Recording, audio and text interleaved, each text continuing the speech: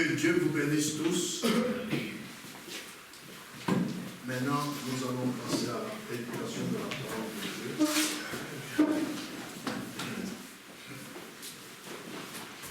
Je vous invite encore à vous lever. Nous allons lire dans Matthieu 25. Je vais lire moi-même dans Matthieu chapitre 25, verset 1 jusqu'au verset 13. Matthieu chapitre 25, du verset 1 jusqu'au verset 13, j'ai lu la parole de Dieu. Alors le royaume des cieux sera semblable à 10 vierges qui, ayant pris leur lampe, allèrent à la rencontre de l'époux. 5 d'entre elles étaient folles et 5 sages. Les folles, en prenant leur lampe, ne prirent point d'huile avec elles, mais les sages prirent avec leur lampe de l'huile dans des vases. Comme l'époux tardait, toutes s'assoupirent et s'endormirent. Au milieu de la nuit, on cria, « Voici l'époux, allez à sa rencontre !» Alors toutes ces vierges se réveillèrent et préparèrent leurs lampes. Les folles dirent aux sages, « Donnez-nous de votre huile, car nos lampes s'éteignent. » Les sages répondirent, « Non, il n'y en aurait pas assez pour nous et pour vous. Allez plutôt chez ceux qui en vendent et achetez-en pour vous. » Pendant qu'elles allaient en acheter, l'époux arriva. Celles qui étaient prêtes entrèrent avec lui dans la salle des noces et la porte fut fermée. Plus tard, les autres vierges vinrent et dirent, « Seigneur, Seigneur, ouvre-nous !» Mais il répondit, « Je vous le dis en vérité, je ne vous connais pas. Veillez donc, puisque vous ne savez ni le jour ni l'heure. » Amen. Amen. Que Dieu ajoute ses bénédictions à la lecture de sa parole. Amen. Asseyez-vous, je vous en prie.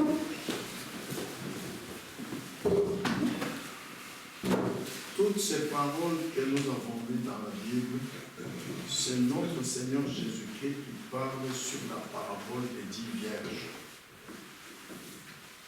Et il y a 5 vierges sages et 5 vierges folles.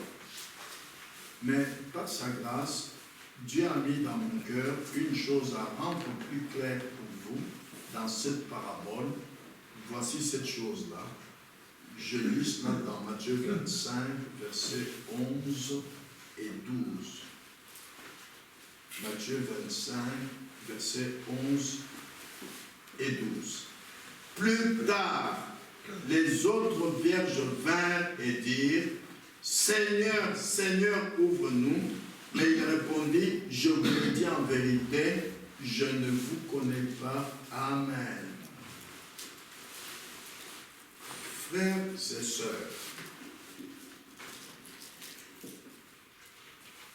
alors que les 10 vierges, 5 vierges sages et 5 vierges folles, étaient toutes des vierges, c'est-à-dire elles sont sans souillure, c'est le type de celles qui sont toutes sauvées, toutes allées à l'église, toutes croyant en Christ, toutes étaient saintes, et toutes attendaient l'époux, et toutes allèrent à la rencontre de l'époux. Nous l'avons lu. Lorsque, au milieu de la nuit, on cria, « Voici l'époux, allez à sa rencontre. » L'unique différence entre les vierges sages et les vierges folles, c'est que les vierges sages avaient de l'huile dans leur vase, c'est-à-dire elles avaient le Saint-Esprit, tandis que les vierges folles, en prenant leur lampe, n'avaient pas pris d'huile avec elles, c'est-à-dire n'avaient pas le Saint-Esprit. Mais, pourquoi le Seigneur, lorsque les vierges folles vinrent et dirent, « Seigneur, Seigneur, ouvre-nous » le Seigneur leur a répondu, « Je vous le dis en vérité, je ne vous connais pas. » Comment est-ce que vous pouvez comprendre cela? Soyez attentifs, nous allons sonder les Écritures pour découvrir pourquoi le Seigneur leur a répondu ainsi. Je vous le dis en vérité, je ne vous connais pas. En effet, notre Seigneur Jésus a dit, je lis dans Jean chapitre 5, verset 39. Jean chapitre 5, verset 39. Je lis.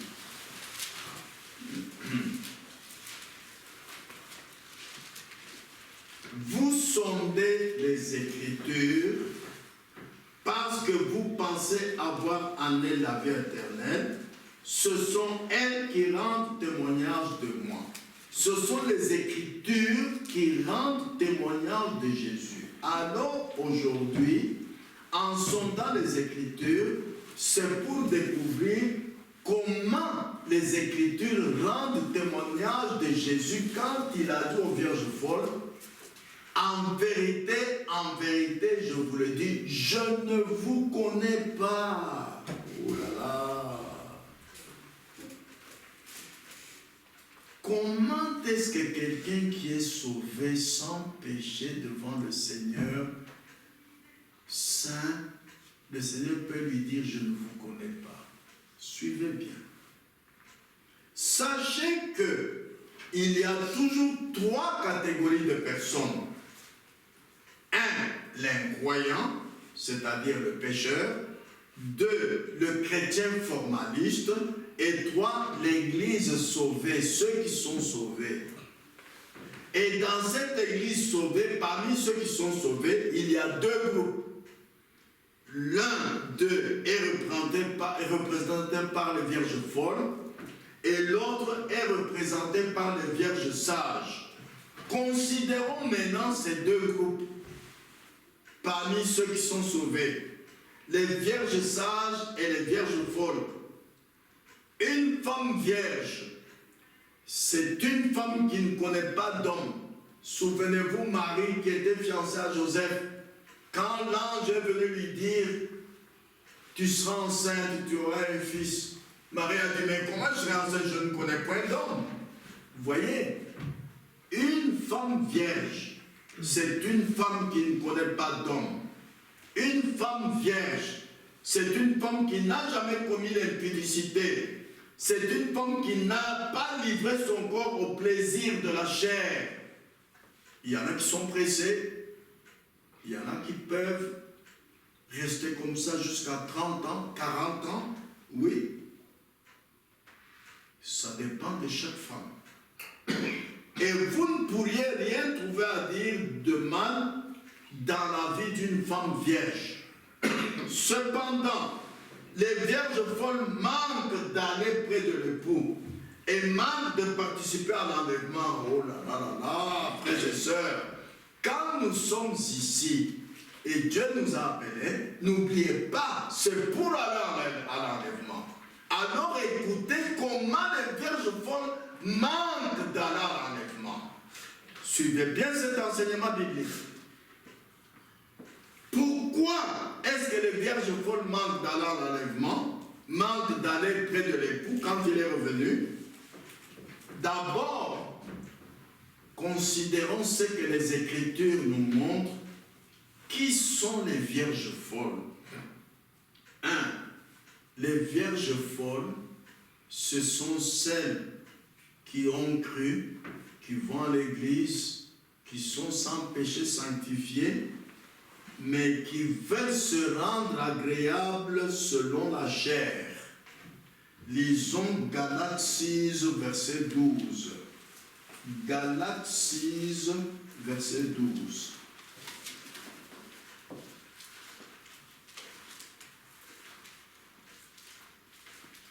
Galates chapitre 6, verset 12. Je lis.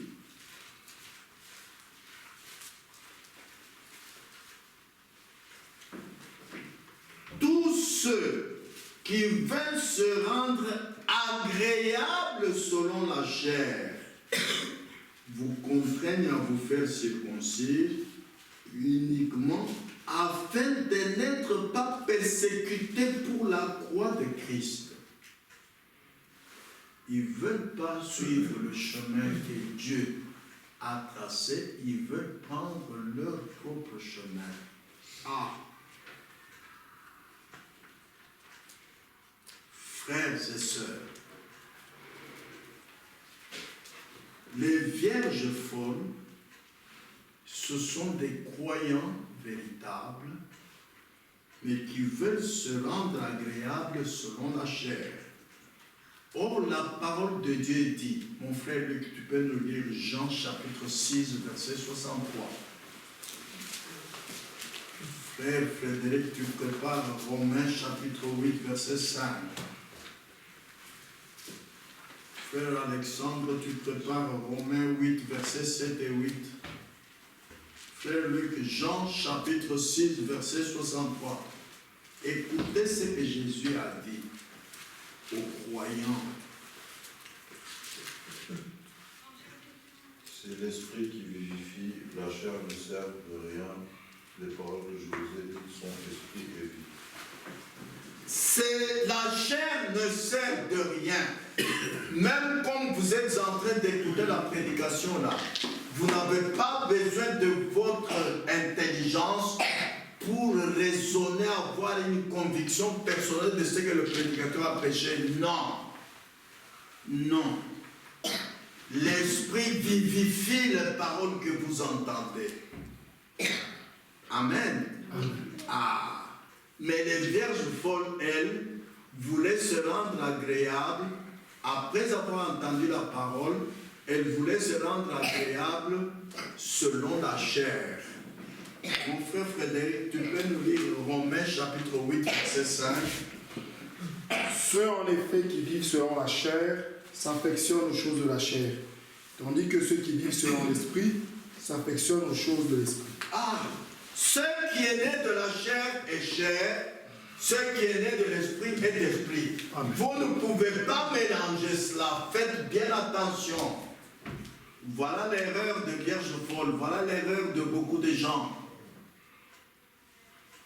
Ceux qui s'affectionnent aux choses de la chair, vous allez plaire à la chair. Tandis que ceux qui s'affectionnent aux choses de l'esprit vont marcher spirituellement. Mon frère Alexandre, tu peux lire Romains 8, versets 7 et 8. Qu'est-ce dit l'Écriture? Car l'affection de la chair est inimitié contre Dieu parce qu'elle ne se soumet pas à la loi de Dieu et qu'elle ne le peut même pas. Or, ceux qui vivent selon la chair ne sauraient plaire à Dieu. Alléluia! Est-ce que vous avez entendu, frères et sœurs? Tout ce que vous faites selon la chair, ça ne peut pas plaire à Dieu. Même prier, vous devez prier par l'esprit. Tant que vous priez par la chair, ça ne peut pas plaire à Dieu. C'est la Bible qui le dit. Il y a des sœurs carmélites, des années, des siècles, nous étions à l'école primaire. Elles sont enfermées, elles prient. Qu'est-ce que Dieu leur a déjà donné? Guérison d'une maladie. Elles ont prié, quelqu'un est ressuscité de la mort. Un voiture a marché. Non. Pourquoi? Parce qu'elles le font selon la chair. Cela ne peut pas plaire à Dieu. Sachez aussi que la chair a des désirs et l'esprit a des désirs. Les désirs de l'esprit sont contraires aux désirs de la chair. Et les désirs de la chair sont contraires aux désirs de l'esprit. Ils sont opposés entre eux. Mon frère Luc, tu peux lire Galates chapitre 5, verset 17. Galates chapitre 5, verset 17.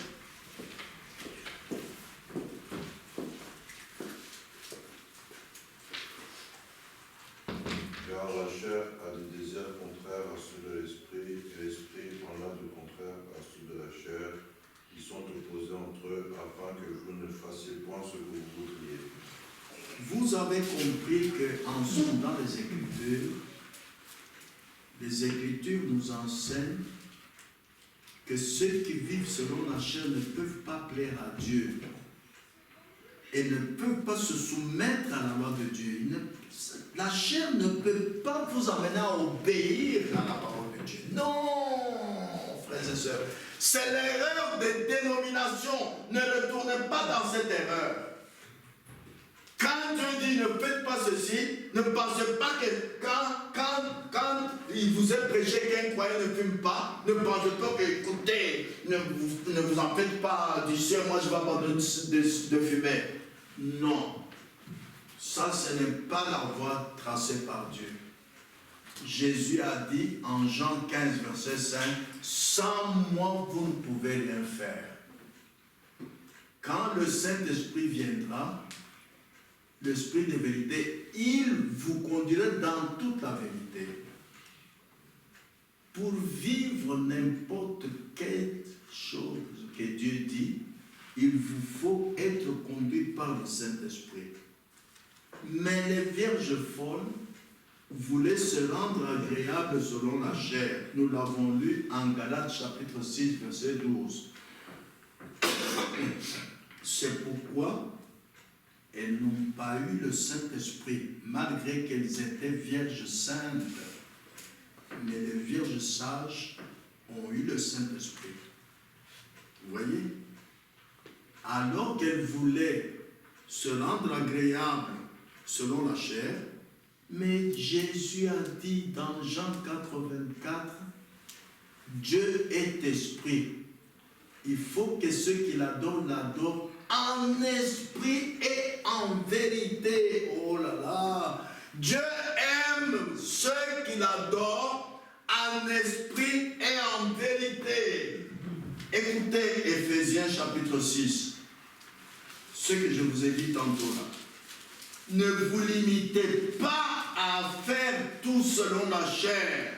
Ça, c'est le chemin que les vierges folles avaient pris. Et ils ont manqué d'aller à l'enlèvement. Oh là là! Ne prenez pas le même chemin, s'il vous plaît. Mon frère Henri, tu peux lire Éphésiens, chapitre 6.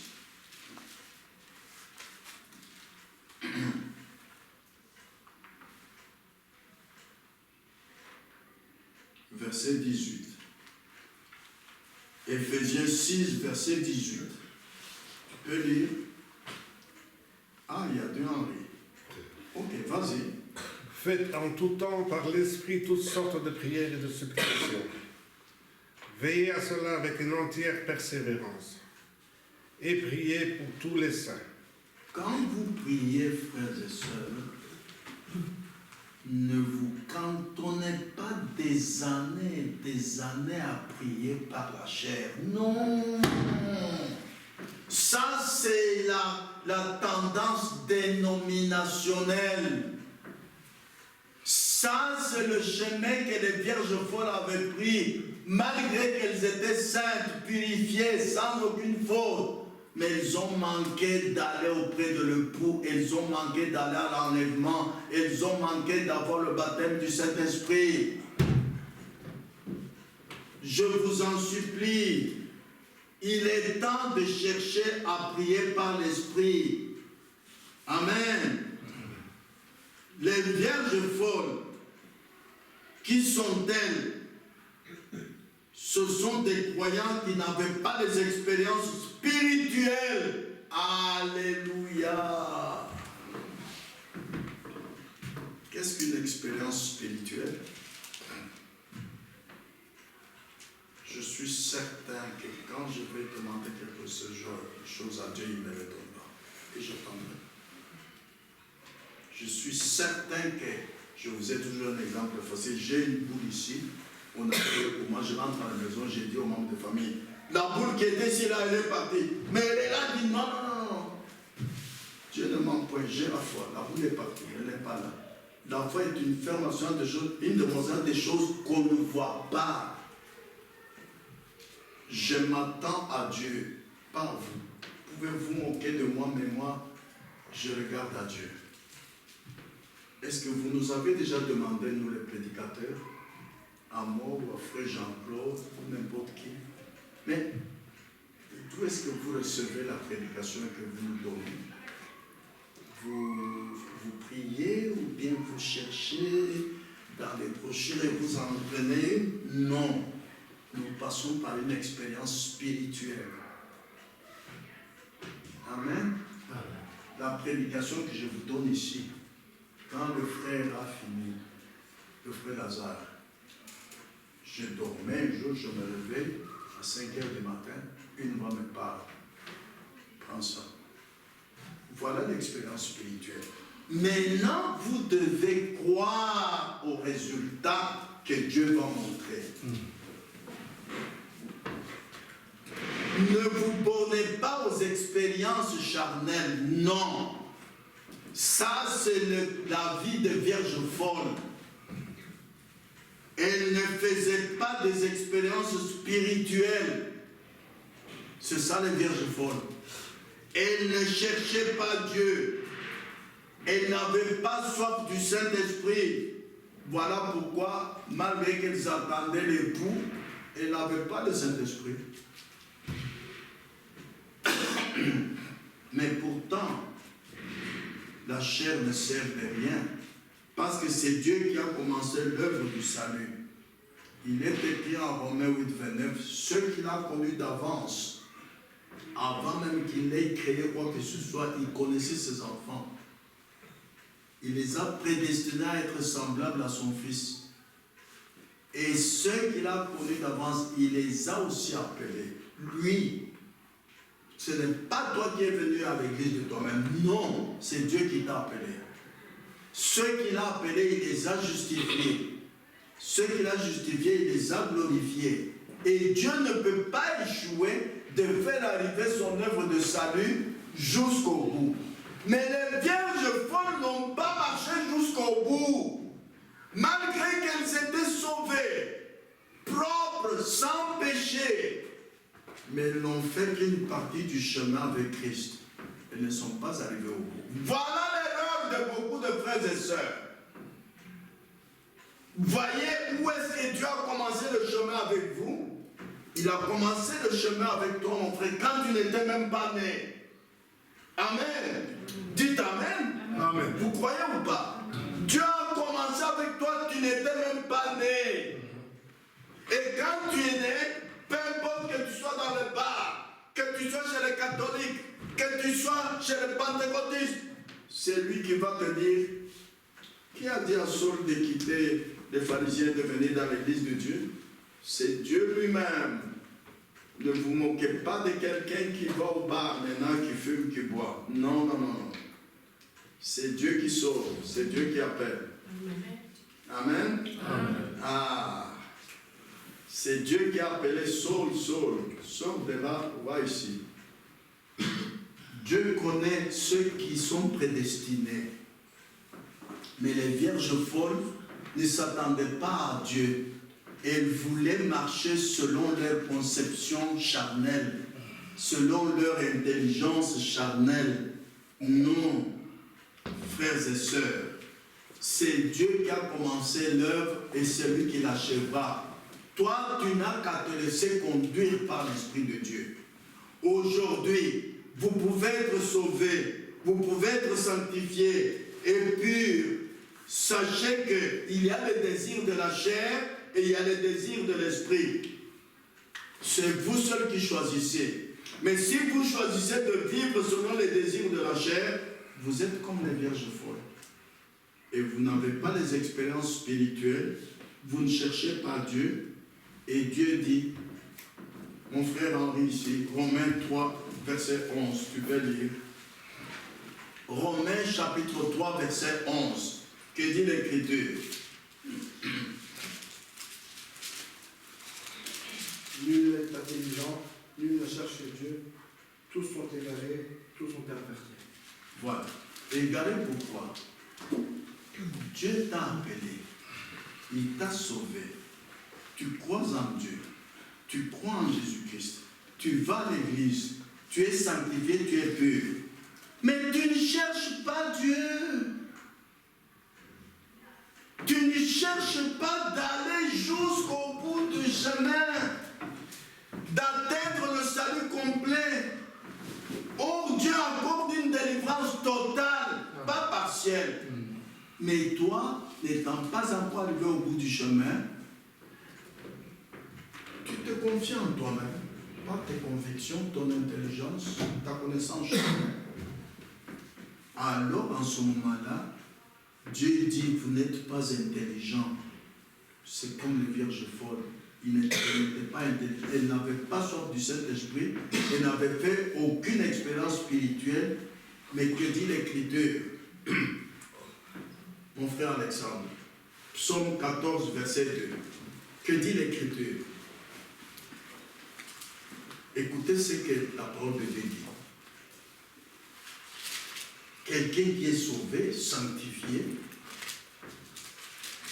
mais il n'a fait aucune expérience spirituelle. Que dit l'Écriture? Oui. L'Éternel, Dieu des cieux, regarde les fils de l'homme pour voir s'il y a quelqu'un qui soit intelligent, qui cherche Dieu. Ah! Celui qui est intelligent, quand il est sauvé, sanctifié, il va à l'église, il n'y a aucune erreur dans sa vie, mais il continue à chercher Dieu. Parce qu'il est intelligent. Mais qui est intelligent? Mon frère Luc, tu peux lire maintenant la réponse dans la Bible. Regardez qui est intelligent. Quand vous êtes sauvé, je vous l'ai dit, sanctifié, on ne voit pas les péchés dans votre vie. Vous êtes en ordre avec Dieu, vous venez à l'église, oui, mais soyez intelligents. Parce que si vous ne cherchez pas Dieu, c'est lui qui a commencé l'œuvre et c'est lui qui va la terminer. Vous n'arriverez pas au bout. Vous n'aurez pas de salut complet. Mais maintenant, écoutez, qui est-ce qui est intelligent? Proverbe 16, verset 21. Vas-y, mon frère.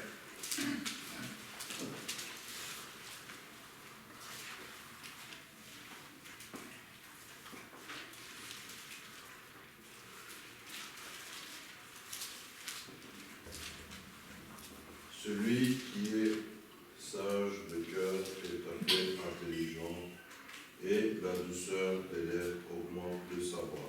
Alléluia. Celui qui est sage de cœur, c'est celui-là qui est appelé intelligent. Vous savez que ce n'est pas le fait d'aller à l'église que vous pouvez suivre Jésus-Christ. Non. Chacun, Dieu a mis beaucoup de choses dans son cœur. Votre cœur vous exhorte, votre cœur vous condamne. Quand vous faites quelque chose de mal, votre cœur vous parle. Mais si vous n'écoutez pas, alors vous n'êtes pas sage. Écoutez maintenant Proverbe 4, verset 23. Mon frère Frédéric, Proverbe 4, verset 23. Celui qui est sage de cœur, comment est-il?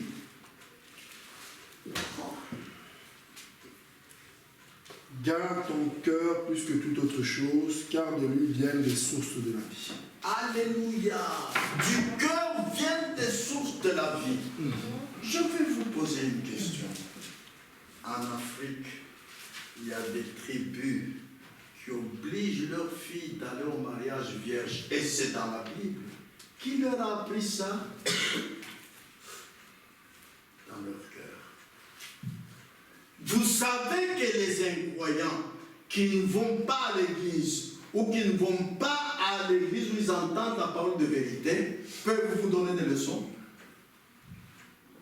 Ah oui, parce que chaque homme, chaque femme, Dieu l'a créé avec une conscience pour distinguer d'après la petite voix qui lui parle au cœur que ceci n'est pas bien, ceci est bien. Ça peut m'amener à la mort. Une femme mariée ne peut pas commettre l'adultère. Non. Il ne faut pas aller à l'église pour ça. Hein? Qui est-ce qui dit, vous les parents qui avez des enfants, regardez comment le cœur parle à l'enfant. L'enfant, quand il a 1 an, il peut quitter la salle de bain, il vient même au salon tout nu. Et dès qu'il a 5 ou 6 ans, quand vous êtes à la salle, vous dites, non, n'entrez pas. Qu'est-ce qu'il lui a dit qu'on ne peut pas voir l'enfant quand il est nu? Son cœur.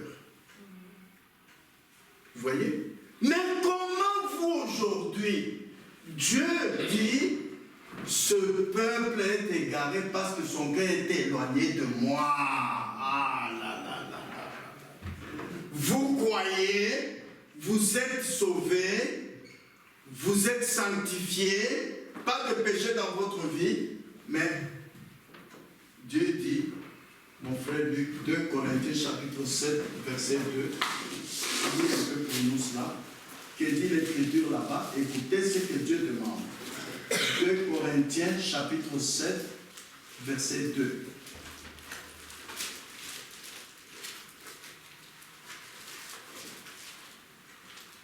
Donnez-nous une place dans vos cœurs. Ça suffit.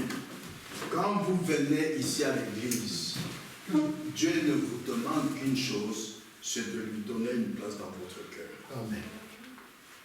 Il y en a qui, quand vous êtes ici, son cœur est en Amérique. Il est en train de voir les jours qu'il était parti en Amérique, comment les voitures roulent là-bas. L'autre est ici, son cœur est en Afrique, parce qu'il y a les yeux du cœur. Mais Dieu vous demande de lui donner une place dans votre cœur.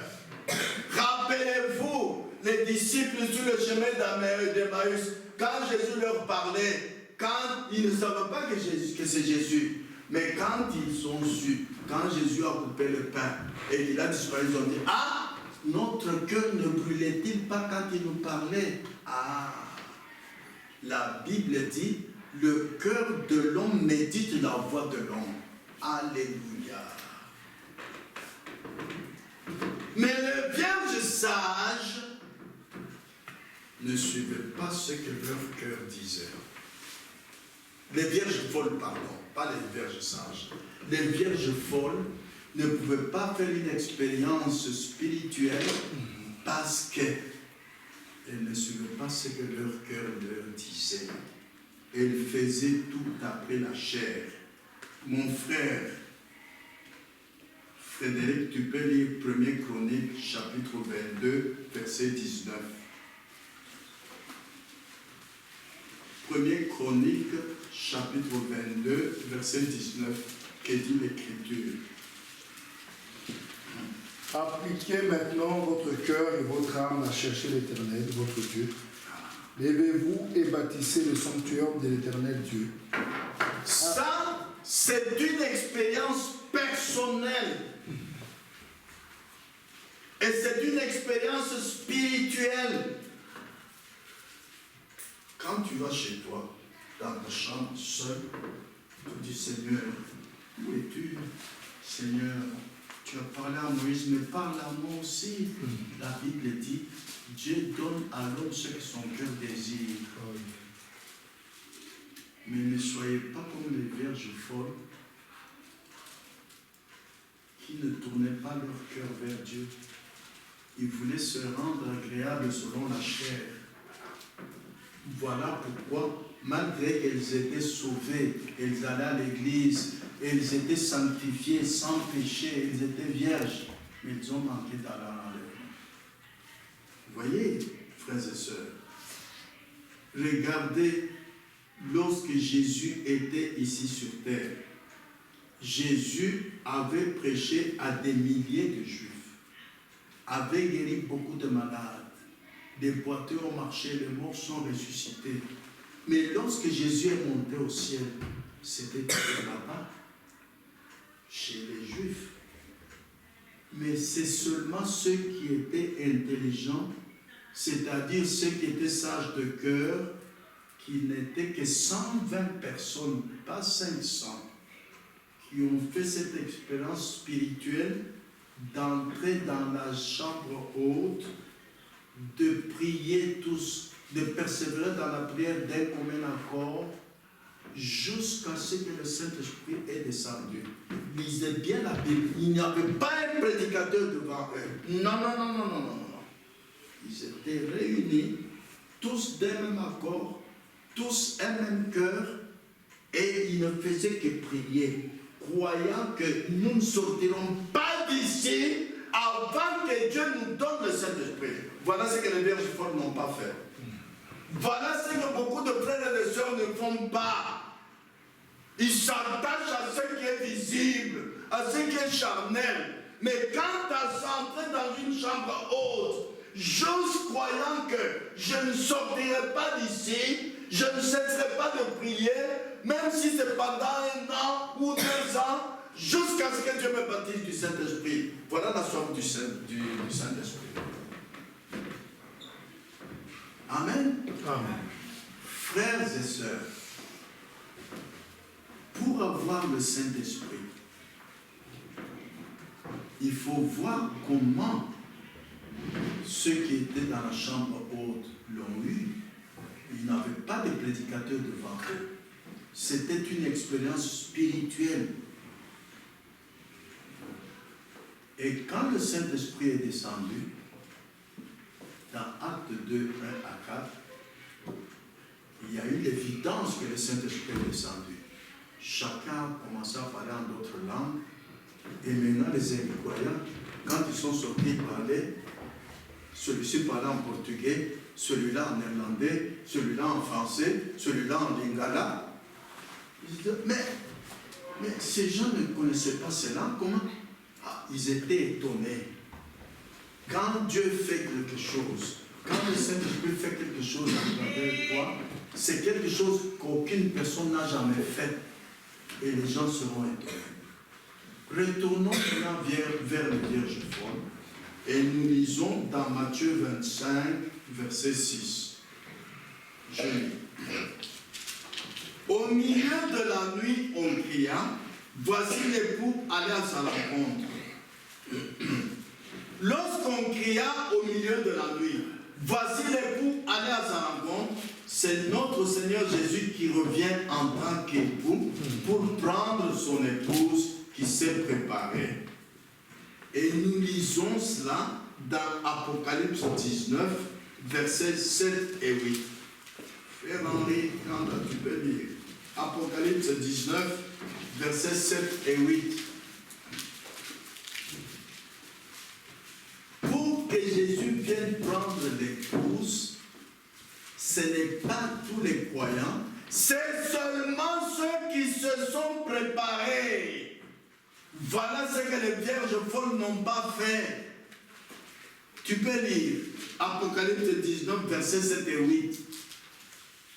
Réjouissons-nous et soyons dans l'allégresse et donnons-lui gloire, car les noces de l'agneau sont venues et son épouse s'est préparée. Les noces de l'agneau sont venues et son épouse s'est préparée. Et il lui a été donné de se revêtir d'un fin lin éclatant pur, car le fin lin, c'est la justice des saints. Voilà, ceci nous amène à nous demander que l'épouse s'est préparée parce que l'époux vient, mais comment l'épouse s'est-elle préparée pour être acceptée en tant qu'époux de Jésus-Christ et quel genre de vêtements portait-elle? Le genre de vêtements qu'elle portait, notre frère Henri vient de le lire, c'était sa parole. C'était la parole de Dieu, la parole de Jésus-Christ, l'époux. Car l'épouse qui s'était préparée était revêtue de sa justice. Mon frère Frédéric, tu peux lire Apocalypse 19, verset 8. Comment était revêtue l'épouse? Pas comme tu veux, non, comme l'époux veut. Et il lui a été donné de se revêtir d'un fin lin éclatant pur, car le fin lin, ce sont les œuvres justes des saints. Ah, les œuvres de justice. Pas tes œuvres charnelles, non. Les œuvres manifestées par le Saint-Esprit en toi, les œuvres justes. Voilà le vêtement que l'épouse qui s'est préparée à porter. Frères et sœurs, aujourd'hui, nous entrons en Christ et nous sommes baptisés dans un seul esprit pour former un seul corps. Et nous avons tous été abreuvés d'un seul esprit. Mon frère Noah, tu peux lire 1 Corinthiens chapitre 12, verset 13. Voilà le chemin indiqué par Dieu. Voilà le chemin que les vierges folles n'ont pas suivi. Alors Jésus a dit, je ne vous connais pas. 1 Corinthiens chapitre 12, verset 13. Nous avons tous en effet été baptisés dans un seul esprit pour former un seul corps, soit juif, soit grec, soit esclave, soit libre, et nous avons tous été abreuvés d'un seul esprit. Voilà, cela est valable pour les vierges sages dans la parabole que nous avons lue, mais cela n'était pas fait pour les vierges folles. Elles n'étaient pas baptisées du Saint-Esprit. Elles n'avaient point d'huile avec elles. Elles n'avaient pas les œuvres justes des saints. Elles avaient les œuvres charnelles. Les œuvres justes des saints, c'est comme l'apôtre Paul disait en Galates 2:20, ce n'est plus moi qui vis, c'est Christ qui vit en moi. Comme à Antioche, ce sont les gens de la ville d'Éphésiens qui ont dit, ah, ça, ce sont des chrétiens. Pourquoi? Le Saint-Esprit a manifesté au travers de ta vie les œuvres qu'aucun homme ne peut pas faire et n'a jamais fait. Vous dites, en tout cas, cette femme, vraiment, Dieu est avec elle. Quand le Saint-Esprit agit au travers de ta vie, Dieu va susciter des témoins qui ne sont même pas de votre église pour dire, ah, non, ça c'est un chrétien. Toi, tais-toi. Ne dis pas aux gens, mais moi je suis chrétien. Non, tais-toi. Que les gens, même les païens, disent tu es chrétien. Voilà ce qui s'est passé à Antioche. Pourquoi? Tu as manifesté les œuvres justes des saints. Tu as manifesté les œuvres spirituelles. Pas que tu fais toi. Non. Que le Saint-Esprit fait au travers de toi. Voilà ce que les vierges folles n'ont pas eu. C'est pourquoi Jésus a dit aux vierges folles dans Matthieu 25:12, je vous dis en vérité, je ne vous connais pas. C'est-à-dire, je ne vous connais pas en tant que baptisés dans un seul esprit pour former un seul corps. Je vous ai vu dans la justification. Je vous ai vu dans la sanctification. Mais je ne vous vois pas dans le corps de Christ. Vous n'êtes pas baptisés dans un seul esprit. Vous pouvez tromper les hommes, mais vous ne pouvez pas tromper Dieu. Ce n'est pas parce que vous venez à l'église 20 ans, 30 ans que vous êtes dans le corps de Christ. Non. Dieu connaît votre position. Pour aller à l'enlèvement, il faut que vous soyez dans le corps de Christ. Parce que, je vais vous donner l'exemple du roi Assuérus. Quand il voulait prendre une femme, il a demandé qu'on amène des jeunes filles belles de figure. Alors, plusieurs filles sont venues qui étaient toutes jeunes et belles de figure et vierges. Elles sont venues. Esther est venue aussi. Mais maintenant, pour choisir son épouse, toutes étaient candidates. Mais maintenant, pour choisir son épouse, on donnait à chaque fille le temps de passer dans une chambre où il y avait toutes les toilettes des femmes. Il y avait le rouge à lèvres, il y avait le vernis à ongles, il y avait les pantalons, il y avait les mini-jupes, il y avait les longues jupes. On vous laissait libre. Maintenant, quand la fille sortait de cette chambre de toilette pour aller vers le roi, à moins que le roi l'apprécie, sinon il dit non, je n'en veux pas. C'est-à-dire, je l'ai connue en tant que candidate, mais je ne la connais pas en tant que mon épouse que je veux avoir. Voilà la même chose que Jésus a dit aux vierges folles. Je vous ai connu en tant que justifié, sauvé, sanctifié, mais je ne vous vois pas porter l'habit de noces. Je ne vous vois pas porter le vêtement que doit porter l'épouse qui s'est préparée. Je ne vous connais pas en tant qu'épouse. Mais quand le tour d'Esther est venu, quand elle est allée dans la chambre de toilette, elle n'a pris que ce que le gardien de femmes lui a montré. Le gardien de femmes, c'est le type du prophète dans chaque âge. C'est le prophète qui vous montre ce que Dieu veut et ce que Dieu ne veut pas. Si toi, tu penses que le prophète n'a pas montré, tu seras comme l'une des amies d'Esther. Quand tu vas aller devant le roi, il va dire non, je ne veux pas prendre celle-là comme épouse. Mais quand tu vas prendre pour ta toilette, rien que ce que le prophète a montré, écoutez la suite, nous allons lire dans Esther, chapitre 2, versets 15 à 17. Mon frère Luc. Esther, chapitre 2, versets 15 à 17. C'est la même chose avec Jésus, avec les 10 vierges. Toutes étaient candidates pour être épouses de Jésus-Christ. Mais 5 ne se sont pas bien préparées. 5 se sont bien préparées. Celle qui n'était pas, il a dit, je ne vous connais pas en tant qu'épouse, je ne vous prends pas. Esther chapitre 2, verset 15 à 17. Lorsque son tour d'aller vers le roi fut arrivé, Esther, la fille d'Abichai, oncle de Mardoché, qu'il avait adopté pour fille, ne demanda que ce qui fut désigné par Égay. Pour faire sa toilette, elle ne demandait que ce qui fut désigné par le prophète. Quand le prophète dit qu'un croyant ne porte pas de pantalon et que tu en portes, oui, tu es libre, mais Jésus va dire non, je ne te prends pas comme épouse. N'oubliez pas ça, vous êtes libre. Vous êtes libre. Ce n'est pas pour rien que Dieu envoie un prophète dans chaque âge. C'est pour que l'épouse se prépare d'après ce que le prophète lui a dit. Sinon, l'époux ne voudra pas de toi. Continue, mon frère Luc. Eunuque du roi et gardien des femmes. Esther trouvait grâce aux yeux de tous ceux qui la voyaient. Esther fut conduite auprès du roi Assuérus dans sa maison royale le 10e mois, qui est le mois de Tébet, le 7e de l'année de son règne. Le roi aima Esther plus que toutes les autres femmes et elle obtint grâce et faveur